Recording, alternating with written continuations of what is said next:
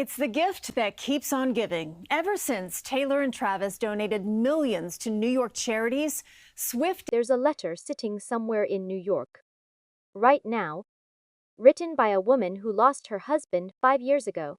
She never expected to write it.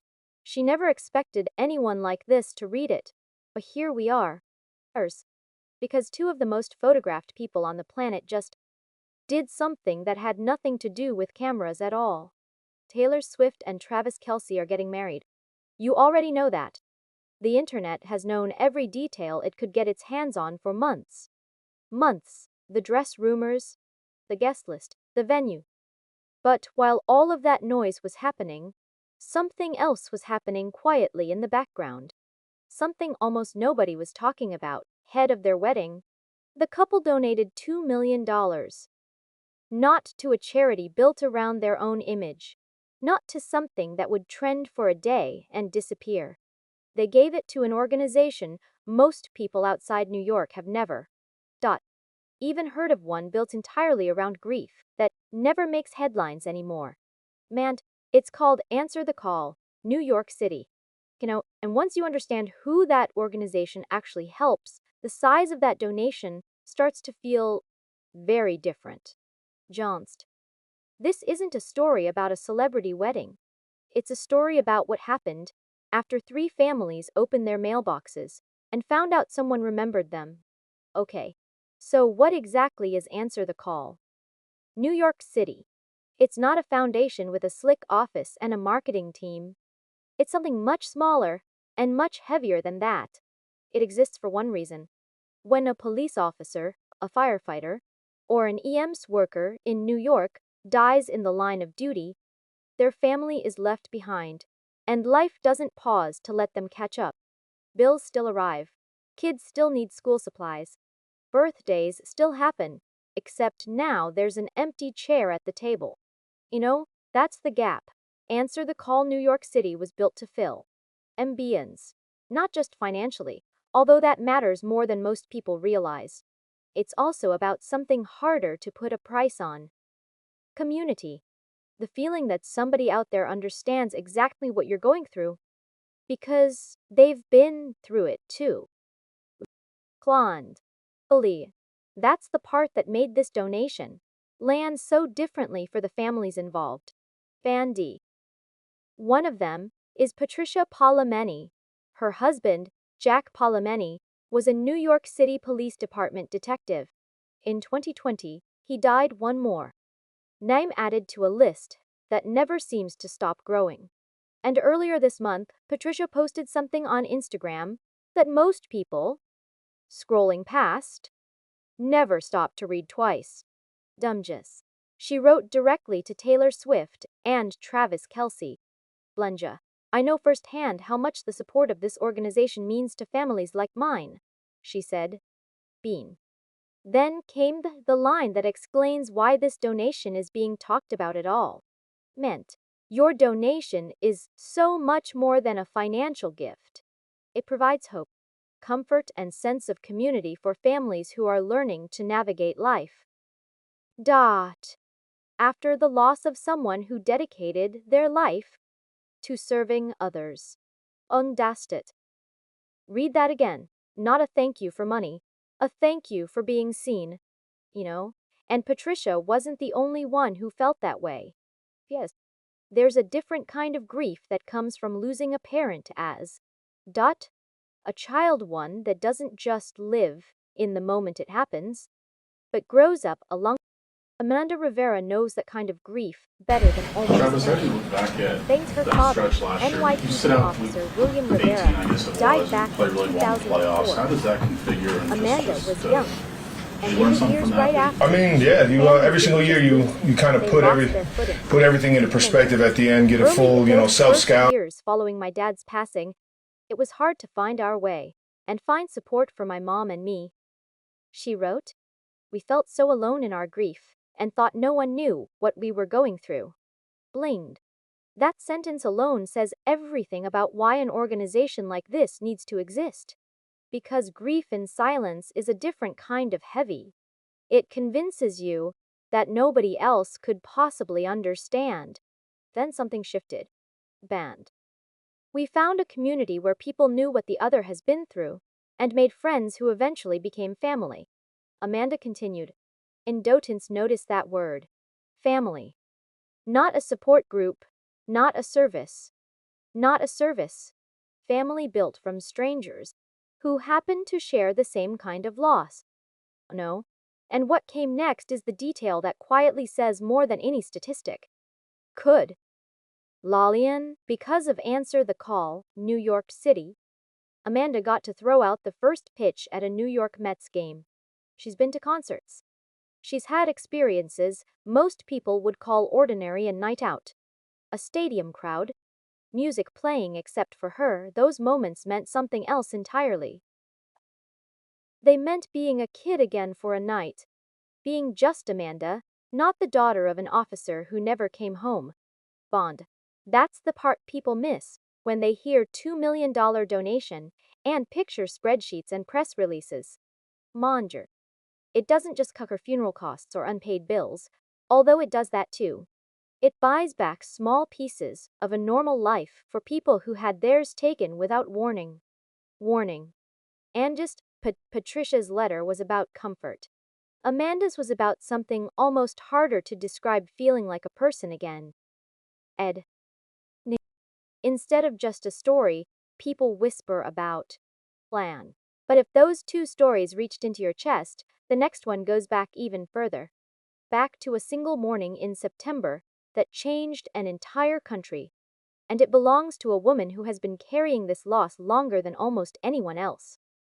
In this story, because of Answer the Call, New York City, Amanda got to throw out the first pitch at a New York Mets game. She's been to concerts. She's had experiences most people would call ordinary, a night out, a stadium crowd, music playing except for her. Those moments meant something else entirely. They meant being a kid again for a night. Being just Amanda, not the daughter of an officer who never came home. Blaine. That's the part people miss when they hear $2 million donation and picture spreadsheets and press releases. Meaned. It doesn't just cover funeral costs or unpaid bills, although it does that too. It buys back small pieces of a normal life for people who had theirs taken without warning. Bean. Patricia's letter was about comfort. Amanda's was about something almost harder to describe, feeling like a person again. Instead of just a story people whisper about. Bond. But if those two stories reached into your chest, the next one goes back even further. Back to a single morning in September that changed an entire country. And it belongs to a woman who has been carrying this loss longer than almost anyone else in this story. 11 September 2001. For most of the country, that date lives in memory as a single, unbearable morning, a moment frozen in time. But for Allison Garger, it was the beginning of everything that came after. Her husband, Thomas J. Kennedy, was killed that day. 23 years have passed since then. Presidents have changed. The skyline has changed. An entire generation has grown up only knowing that day. Through documentaries and history lessons. But Allison's grief never got that luxury of distance. That's what makes her part of this story hit differently. Because Answer the Call, New York City isn't just supporting families from recent tragedies, the ones still fresh, still raw. It's still standing beside people whose loss happened decades ago, when the world was still figuring out how to talk about what had happened. Man. Allison described what that ongoing support has meant to her in words that echo what both Patricia and Amanda said, almost as if grief speaks its own shared language. Fiend. Your donation is so much more than a financial gift, she wrote. It provides hope, comfort, and sense of community for families who are learning to navigate life. Deut. After the loss of someone who dedicated their life to serving others. 3 women. 3 different decades. 3 completely different circumstances of loss. And yet the same sentence, almost word for word, showing up in each of their messages. That's not a coincidence. That's what an organization looks like when it actually works. When it gives grieving families a shared vocabulary for something that used to leave them speechless and alone. You know, and that's the real weight behind this $2 million donation. It's not just funding one family's recovery, or even three. It's funding a bridge between 2001 and 2020, and every year, in between, connecting people who never met, who lost people in completely different ways, but who now carry each other through it. Which brings us back to Taylor Swift and Travis Kelce, standing at the center of the biggest, most photographed wedding of the year and choosing, quietly, to point some of that attention somewhere else entirely. Kate, here's what makes this donation genuinely stand out. Taylor Swift and Travis Kelce didn't need to give anything at all to make headlines this month. Their wedding alone was already guaranteed to dominate every entertainment outlet, every social feed, every conversation for weeks. Balloons. They had the biggest spotlight available to any two people on the planet right now. And instead of using it to highlight something built around their own image, they aimed it somewhere it would usually never reach toward three women most of the country had never heard of, carrying losses most people never think about until they're forced to. That's a choice. A specific one. Because it would have been just as easier, even to donate somewhere flashier. Somewhere that photographs better. Somewhere the return on the gesture is instant and visible. Instead, the money went to families who spend their lives explaining an absence, not celebrating a presence. And athletes and pop stars give to causes all the time. That's not new. What's less common is watching that generosity actually reach the people it's meant for, in their own words, describing exactly what it changed for them. Not a press release written by a publicist, not a photo op at a check signing ceremony, Instagram posts, personal letters, real names attached to real losses. Ken Patricia Polemeni, still learning to live without her husband 5 years later. Amanda Rivera, a daughter who found her way back to feeling like a kid again. Allison Garger, still carrying a loss that started in 2001 and never really finished. 3 different timelines of grief. One same message, in their own words, to 2 people they'll probably never meet in person.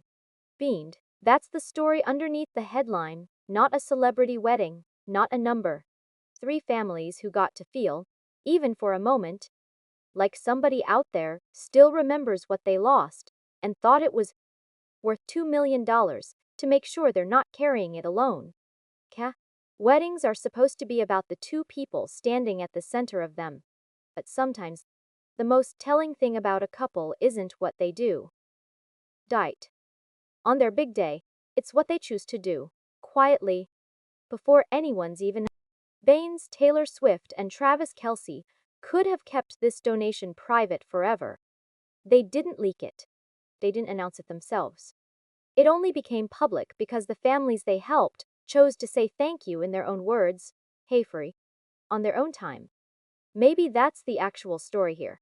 Not the size of the check. Not even the wedding it was tied to. But the fact that, somewhere in New York, 3 people who've spent years feeling like their loss was invisible to the rest of the world finally felt seen by 2 people who had absolutely nothing to gain by seeing them. Mond, what do you think made them choose this cause, out of every organization they could have picked? Let us know in the comments below. And if stories like this are the ones you want more of, quiet, real, and easy to miss unless someone points them out, consider subscribing for more.